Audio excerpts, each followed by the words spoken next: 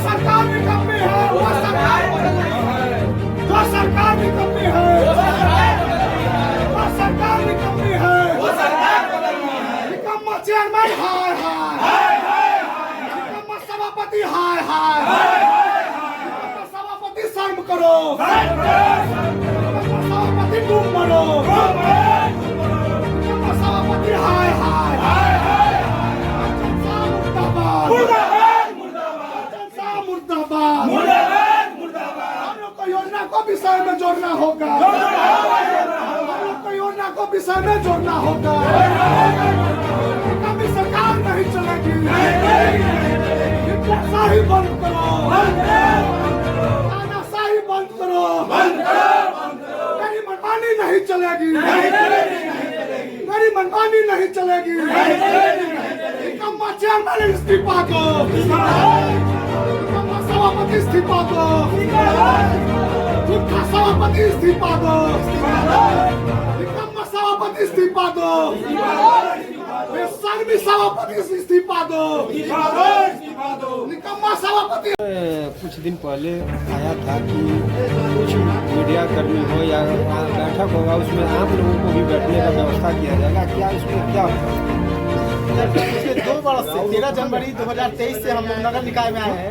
उस समय से लगातार हम सब लिख रहे हैं कार्यपालक पदाधिकारी और सभापति महोदय को कि धारा 55 में स्पष्ट रूप से लिखा हुआ है कि बैठक सर्वसाधारण के लिए खुली रहेगी, लेकिन उसका क्रियान्वयन उनके द्वारा नहीं किया जाता है, मोनोपोली किया जाता है। यहाँ कार्यपालक पदाधिकारी भी मोनोपोली करते हैं, पार्षदों का सुनते नहीं है और अपने मन का करते हैं। आज खास का आपने भी पहले ही हमें सूचित किया था कि मीडिया का अलाउ रहेगा। जी बिल्कुल, हमने कहा था। बिल्कुल विपरीत देखा गया, बाहर रखा गया, इवन पार्षद प्रतिनिधि को और आम लोगों को बाहर रखा गया। आपने प्रयास किया, क्या जवाब मिला? हम प्रयास किए, लिखे भी अपना पत्रांक 5 के द्वारा कि 15 पब्लिक के लिए खुला रहेगा और मीडिया कर्मी के लिए खुला रहेगा। उस पर कोई जवाब नहीं आया। आज पूछे भी तब बोला गया कि अगली बैठक से हम देखेंगे। सभापति महोदय के द्वारा कहा गया कि हमसे चूक हो गई है, हम नहीं पत्र पढ़ पाए हैं। हम लोग पत्र नहीं पढ़े हैं, सरकार का बार बार मार्गदर्शन आता है, उसका निवारण क्यों नहीं किया जाता है? से पत्र नहीं पढ़े, वो कुछ नहीं करते हैं। पिछले साल हम लोग बोर्ड से पास किए थे डीपीआर के लिए पूरे शहर का, आज तक डीपीआर नहीं बनाया गया। जल निकासी कैसे होगा, शहर का विकास कैसे होगा? विकास प्रभावित है उनके इस उदासीन रवैया के कारण। सभापति और कार्यपालक पदाधिकारी दोनों का मिलीभगत है, दोनों इस शहर को दुर्दिन कर देना चाहते हैं। दोनों चाहते हैं कि लालगंज का विकास प्रभावित हो, दोनों नहीं चाहते हैं कि शहर का विकास हो। आप उप सभापति है, गांधी चौक से लुलू बाबू चौक पर जाने वाली सड़क कम से कम 6 माह से बंद है, उस पर कोई काम नहीं हो रहा, राहगीरों को परेशानी हो रहा है। इस पर आप लोग क्या उस पर भी सर हम लिखे अपना पत्रांक 5 के माध्यम से अभी विषय में, आज उस पर भी हम चर्चा किए हैं कि घाघरा चौक से लेकर लुलू बाबू चौक, गांधी चौक, बड़ी मस्जिद, थाना होते हुए रेपुरा जवाहर चौक तक सड़क जो बन रहा है उसका यहाँ 5 करोड़ 34 लाख का रिवाइज एस्टीमेट तैयार हो चुका है। उसका हमारे प्रपोजल में भी लाए हैं, उस पर क्या हुआ उनके द्वारा कोई जवाब नहीं दिया गया, तो उसको भी हम अन्य विषय में जुड़वाए हैं, जबकि जोड़ना नहीं चाह रहे थे, जबरदस्ती हम उसको जुड़वाए हैं। सड़क तो दूर की बात है, जो रोड बंद है, सड़क बंद है 6 माह से, जो पानी लगा हुआ है लुलू बाबू चौक के पहले, जो यहाँ बीमारी फैलने का डर है, वहाँ का व्यवस्था अभी तत्काल क्या? लगातार हम लोग कार्यपालक को लिखते हैं, कोई कार्यपालक सुनते नहीं है। हमारा दर्जनों 50 पत्र है, आम पब्लिक का पत्र है, पब्लिक का दुख पीड़ा है, पब्लिक उस रास्ते से गुजरती है, वह पब्लिक भी पेटिशन यहाँ देती है, लेकिन कार्यपालक पदाधिकारी एकदम निरंकुश है, कोई कार्रवाई ही नहीं करते हैं, कुछ नहीं करते हैं। आम पब्लिक पर कोई ध्यान नहीं है, पब्लिक पेटिशन आता है फेंक देते हैं। कुछ ऑफिस का कार्यालय का 2-3 कर्मी है, उसी के सहारे कार्यालय चलता है। पदाधिकारी यहाँ पर महीना में 1 दिन 2 दिन आते हैं, महीना में 30 दिन का महीना होता है, मुश्किल से 1 दिन 2 दिन 3 दिन पदाधिकारी आते हैं। उस कार्यालय का विकास क्या होगा? पदाधिकारी अपने आप को समझते हैं कि डीएम से ऊपर है, जबकि डीएम साहब प्रतिदिन कार्यालय जाते हैं। और हमारे यहाँ ऐसे पदाधिकारी हैं जो 30 दिन में 2 दिन 3 दिन कार्यालय आते हैं, प्रतिदिन आते ही नहीं है। आम जन का कोई आवेदन पर कार्रवाई नहीं होता है। दूसरा बताना चाहते हैं आपको कि शहर का कितना राजस्व चोरी कार्यालय द्वारा किया जाता है। पहले खतियान का नकल हमारे नगर परिषद से मिलता था, ये पदाधिकारी आए हैं तब से खतियान का नकल देना बंद कर दिए हैं, नहीं मिलता है खतियान का नकल। आम पब्लिक हाजीपुर दौड़ता है खतियान के नकल के लिए। सरकार का कितना राजस्व का क्षति होता है, महीना में कम से कम 100 खतियान का नकल लेने वाला पब्लिक है। अगर 200 रुपया के हिसाब से ही देगा तो 20,000 रुपया का प्राप्ति होगा हर महीना हमारे नगर पालिका, और साल में जोड़ा जाए तो 2,40,000 45,000 रुपया एक खतियान से और अन्य दस्तावेज का नकल लेने से, नकल का जो फीस है 50 रुपया प्रति पेज, उसका कितना राजस्व का नुकसान इनके द्वारा किया जा रहा है। आज जो कोर्ट के बैठक बैठ गए हैं, क्या लग रहा है इसमें गलत है या फिर सभापति की मनमानी? उदासीन रवैया है सभापति का। मनमानी क्या कहिए, उदासीन रवैया है। वो काम करना चाहते ही नहीं, उनको काम का कोई ज्ञात नहीं है, नियम कानून का कोई जानकारी नहीं है। अभी देखिए, और एक उदासीन है कि टारगेटेड है आप लोग? हम लोग टारगेटेड नहीं है। अब उनके मन में होगा तो उनका मोनोपोली होगा तो टारगेटेड हो सकते हैं। यदि टारगेटेड होते हम लोग तो इक्का दुक्का तिनका करके पार्षद को नहीं दिया जाता, योजना को चयन नहीं किया जाता। टारगेटेड तब होते, मानते हैं हम, यदि उनके अगेंस्ट में बोलते हैं, उनके सच हमेशा बोलने का काम करते हैं, उनको बुरा लगता है तो हमारे वार्ड के छांट देते हैं, लेकिन बाकी लोगों का तो करते कम से कम 25 वार्ड का तो कम से कम योजना लेते हैं। इसलिए किसी वार्ड का नहीं। इससे स्पष्ट होता है कि इनको विकास से कोई लेना देना नहीं है, सिर्फ झूठ बोलते हैं।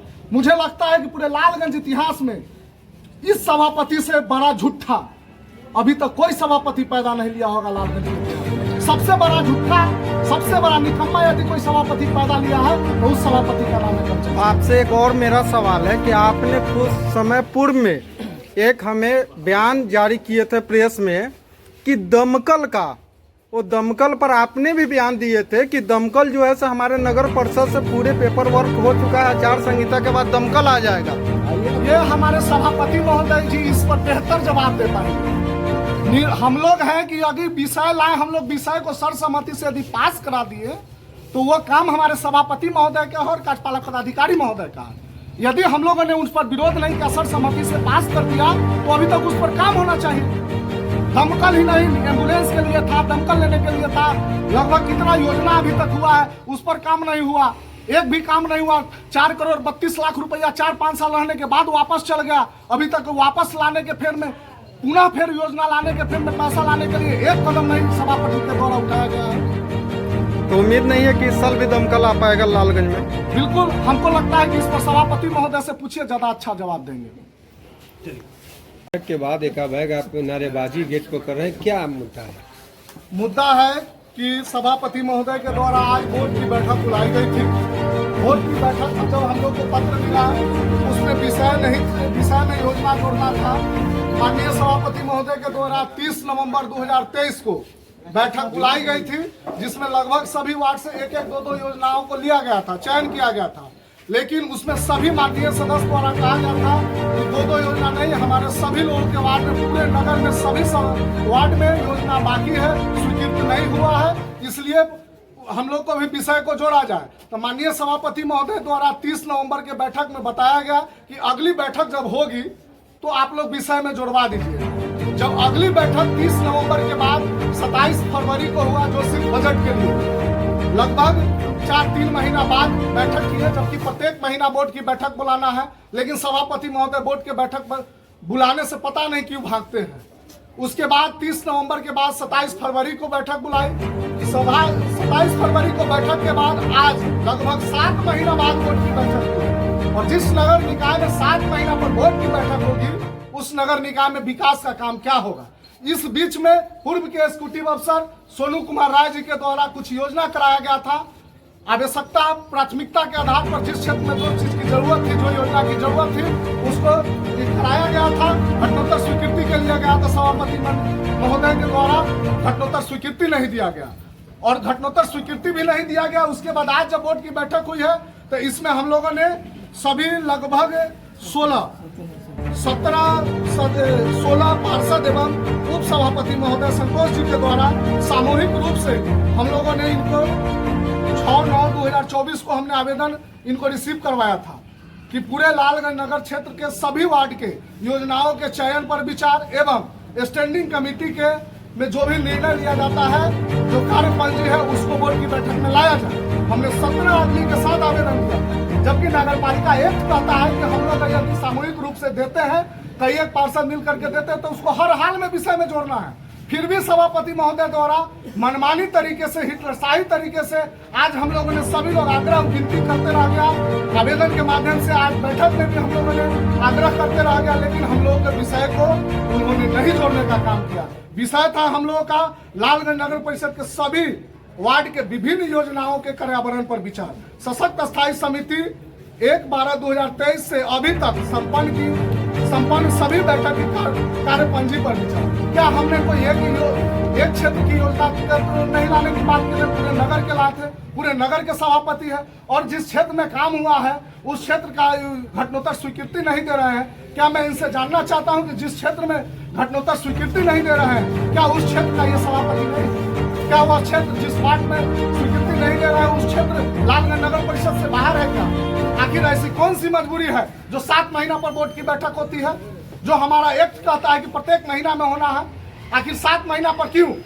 और जिस नगर निकाय में 7 महीना पर बोर्ड की बैठक होगी उसका विकास क्या होगा, आप लोग अनुमान लगा सकते हैं। स्वीकृति का बात कर रहे हैं, अगर नहीं मिला तो आप लोग क्या कीजिएगा? यहाँ गेट पे बैठने अनिश्चित काल धरना पर बैठेंगे जब तक हम लोगों का योजना को विषय में नहीं जोड़ा जाएगा।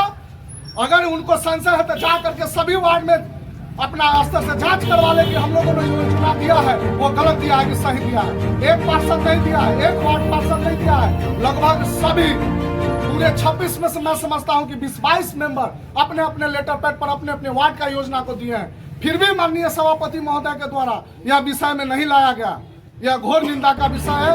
यह बहुत दुर्भाग्य की बात है कि जब योजना पास नहीं होगा, उनके यहाँ कोई काम के लिए जाइएगा तो बोलेंगे कि बोर्ड में पास नहीं है, योजना नहीं लिया गया हुआ है, स्वीकृत नहीं है। और जब स्वीकृत के लिए लाया है तो फिर क्यों नहीं स्वीकृत किया? सूचना था कि इससे पहले भी बोर्ड के बैठक में सीसीटीवी कैमरा लगाने का बैठक में पास हो गया था, फिर भी आज तक लगा नहीं। ये हमारे सभा निकम्मा सभापति से पूछिए, जिनको सिर्फ झूठा बोलना जानते हैं, सिर्फ डेट पर डेट लेना जानते हैं। हर बैठक में बोलते हैं कि अगला बैठक में दोष देते हैं कि कुछ माननीय सदस्य द्वारा डिस्टर्ब किया जाता है।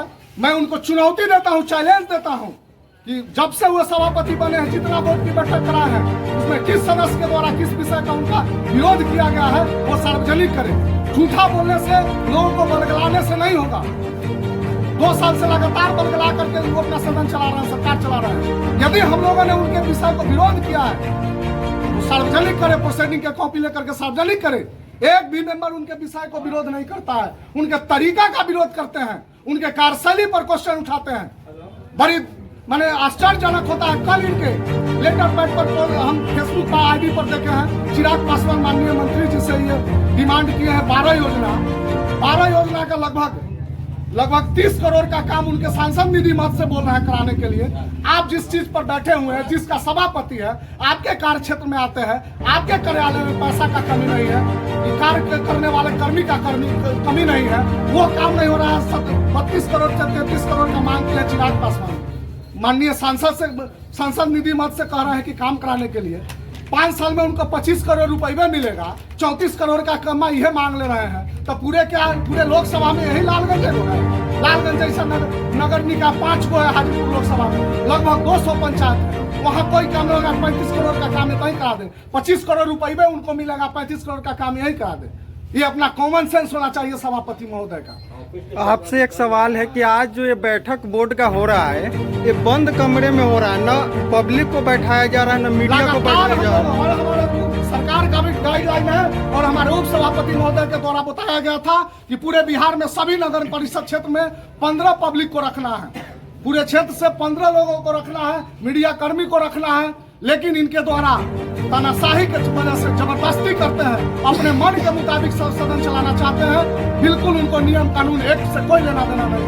ये 15 आदमी को रखना है, जबकि हमारा विभाग कहता है एक भी लोगों को सदन में नहीं बैठने दिया जाता है, किसी मेंबर को नहीं बोलने दिया जाता है। जो मेंबर उनका गणेश परिक्रमा करता है उनको बोलने दिया जाता है। जो मेंबर सच के लिए लड़ता है, विकास की बात करता है, उसको सदन से निकालते हैं और उसको योजना